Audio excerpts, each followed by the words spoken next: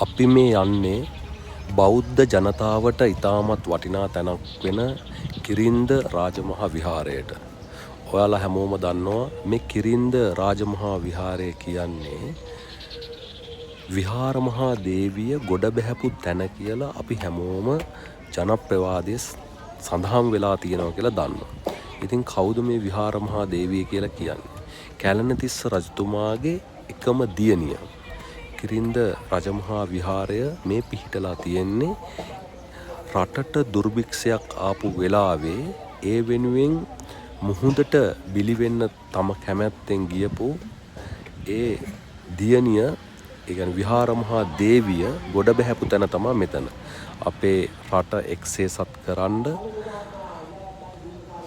අද මේ බෞද්ධයන්ට වන්දනාමාන කරන්න වෙහෙර විහාර ගොඩ නගපු අපි කාගෙත් හිත්වල නොමැකෙන මතකයක් තියෙන පුංචි කාලේ ඉඳලා අපි ඉගෙන ගත්ත දුටුගැමුණු රජතුමාගේ මව තමයි විහාර මහා දේවිය කියලා කියන්නේ.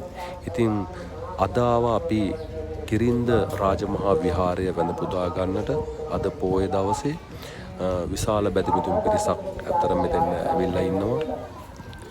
ඔයාලත් කතරගම පුදබිම වැඳ පුදා ගන්නට එන කෙනෙක් නම් මේ කිරින්ද රාජමහා විහාරයටත් එන්න අමතක කරන්න එපා. කිරින්ද රාජමහා විහාරය කියන්නේ බෞද්ධ ජනතාවගේ